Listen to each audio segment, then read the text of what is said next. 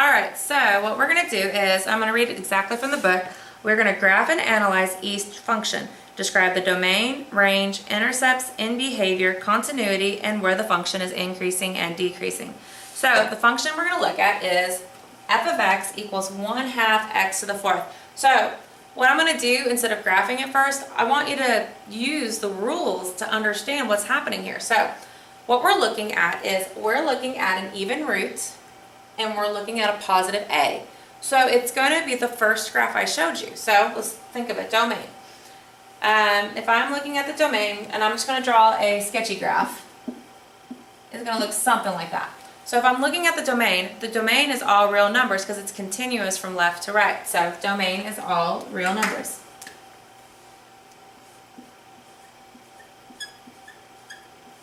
Okay? Now that if I look at the range starts at the origin, so it's going from 0 up. So it starts at 0, so make sure you're using the bracket, and it's going to infinity. What is the intercepts of this function? Well, the intercepts is the origin, so 0, 0. Your x-intercept is 0, your y-intercept is 0. Is it continuous? Yes. Is it symmetric? Remember, even roots are symmetric to the y-axis, so as long as they're monomials. Is there a max or a minimum? Yes, there is a minimum, so minimum. It's an absolute minimum. And that point is 0, 0. So you can't just say minimum, you can't say just absolute, and you have to give all the details to it if we're analyzing. Alright, increasing, decreasing. Well, even roots switch. That's why, if we have a max or a minimum, we're switching somewhere. So it decreases from negative infinity to 0, so that's decreasing. And it's increasing from 0 to infinity. Your in behaviors, well, as x approaches negative infinity, as I go this way, the graph's going up. And as x approaches infinity, the graph's still going up, so it's still infinity.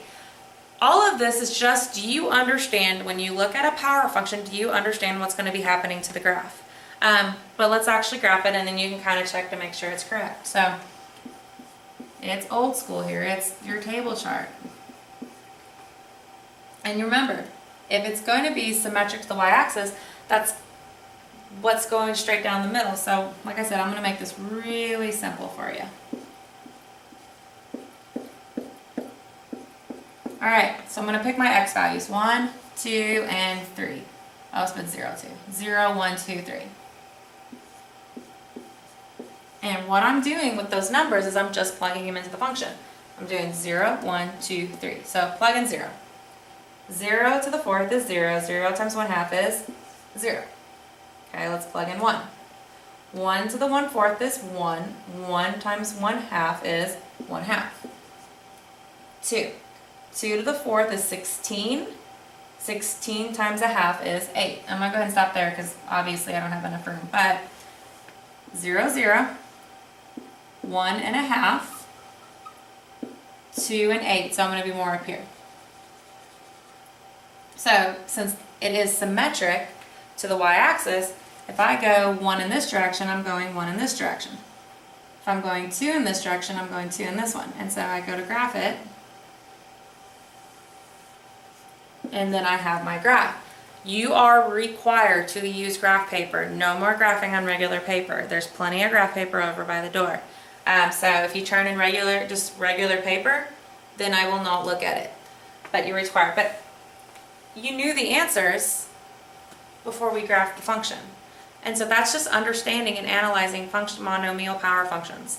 Now let's look at what happens if the power is a negative number, because we only dealt with positives. So now what happens when it's negative? Now what we're going to do is we're going to look at negative exponents. So what happens with negative exponents? You've been dealing with this already. You did it completely in the other chapter. It starts off kind of with your reciprocal function here. So 1 over x. If you remember from Algebra 1, the exponent's a 1, but if you remember the rule, this is really saying x to the negative 1. So this is where the negative exponent comes into play. So you go to graph it, And I'll do one with -2, so you can kind of see that one. And we'll do a t-chart. Okay, so let's do 0, 1, 2, and 3.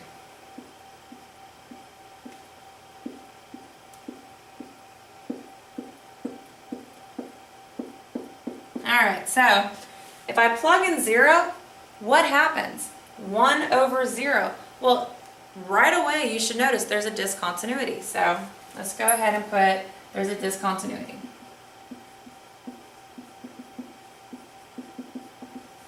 Okay, you should recognize that in 2 seconds. Now the question, is it infinite, is it removable, or if it's jump? That's where some of you guys need to get a little bit better on. So we already know this is not working. But if I plug in 1, 1 over 1 is just 1. If I plug in 2, 1 over 2 is a half. 1 over a third. So here we go. So I get nothing at 0. 1, 1. 2 half. And 3. And then if I did a half, it'd be 2. And if I did a third, it'd be 3. And so here's this side of the graph. And we talked about reciprocal functions before. I know I didn't graph it perfect, but we already know it's symmetric to the origin. Well, that makes sense because I said earlier, odd roots are symmetric to the origin. It's an odd root. So now we go to classify it. So we go to analyze the function. So my domain. From -infinity to 0, and then there's a break at 0. So -infinity to 0, union 0 to infinity. If you forget that union sign, I'm going to start counting it wrong. Now let's look at the range. I'm up, I'm increasing, I'm going right here, I'm up, and all of a sudden there's a break again. The break is at 0. -infinity to 0, union 0 to infinity. Now, what are the intercepts of this graph? It doesn't cross the x-axis, it does not cross the y-axis. There is none, so none. Okay? Now, hopefully you have noticed that it is an infinite discontinuity. It's not a jump because this is going in 2 different directions. So infinite. Okay? Symmetry, we already said it's to the origin. So what would the even roots be symmetric to? Well, it's symmetric to the y-axis. All right, max or mins. There is no max or min. There's no extrema values here, so none. And my end behaviors. Remember, we're not looking at these ends, we're looking at the ends of the domain. So as I approach -infinity, this graph is getting closer and closer and closer and closer to 0. So it's getting close to 0. As I approach positive infinity, again, this graph is getting closer and closer to 0, so 0. So that's where the whole horizontal asymptote comes into play. It's getting closer. But that's what negative exponents do. If it's going to be an even negative exponent, they're going to be in the same direction. Like they would look like this. Like they'll be in quadrants 1 or 4. I'm sorry, 1 or 2. Or they'll be in quadrants 3 or 4.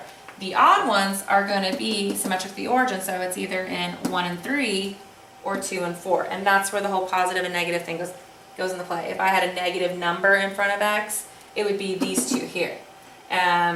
So that's where just learning the what the numbers and the negatives and the positives and the evens and the odds do to the graphs. So let's go on to the next part. All right, so now what we're going to do is we're going to deal with rational exponents. We're going to analyze those functions. So let's remind you what rational exponents are. They are your, put it up here, the A, there's the X. They are your fraction exponents. So the big kicker on this one's going to be the denominator of the fraction. So please remember, the denominator of the fraction are your roots. So let's go, if I had x to the 1/2, that's the same as the square root of x. If I have x to the 1/3, that's the third root of x. Hopefully it's coming back to you. If I have x to the 1/4, that is the fourth root of x. And we're still dealing with monomials.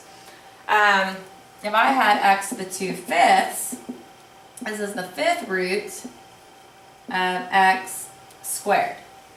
So hopefully you remember that a little bit. What we're going to do is look at the rational exponents. Now, there's not really too many tricks on them. Obviously, if the root, not the power, but the root is even, it's going to only be half the graph. It's because you can't have a negative number underneath it. So let's work with, let's do the one that's in the book. Let's do f of x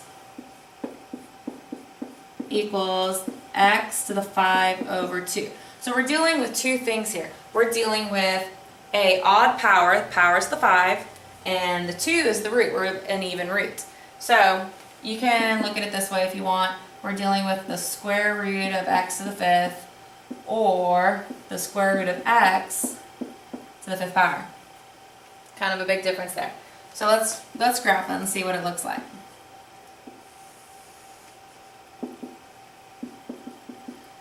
So here's my table of numbers. 0, 1, 2, 3, 4. And I don't know where I get these numbers. I just use the same numbers every single time.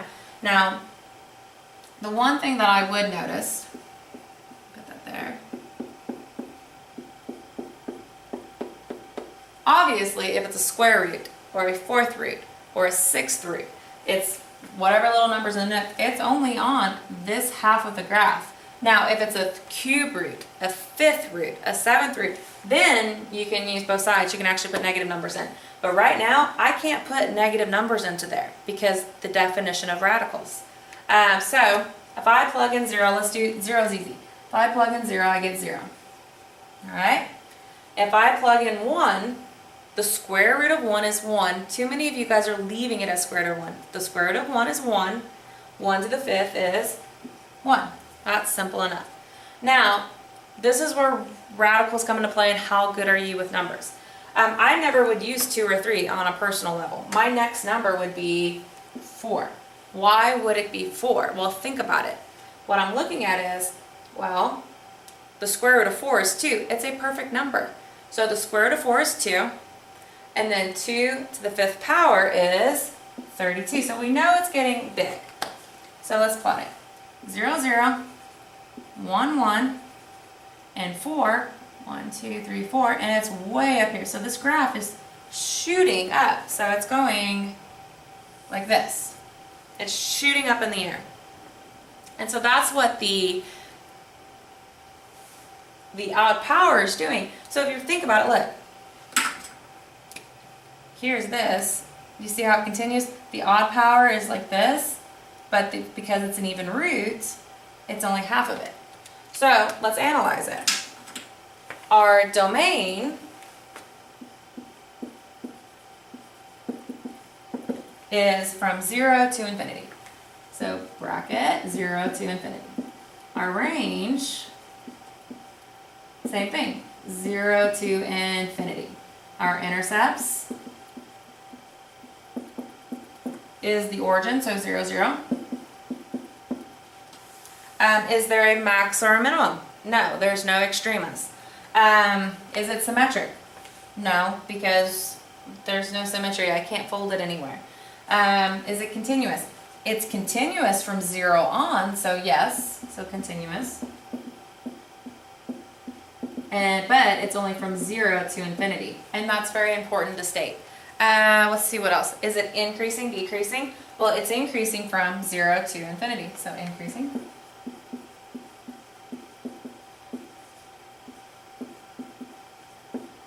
And my end behaviors. Well, the end behaviors is as the limit as x approaches negative infinity. So let's look at it. As we're going this way, it stops at 0. So as x approaches negative infinity, it's 0. As the limit as x approaches infinity, f of x equals, well, as I go to the right, the graph's going up, so going to infinity. So I can do a whole bunch more problems with this, but the thing is every graph is going to be different, and it's understanding the details of the powers and the roots and the number in front and all that stuff. It's actually understanding what those are going to do to the graph. So big time studying, get flashcards. Really try to understand what happens. So your homework is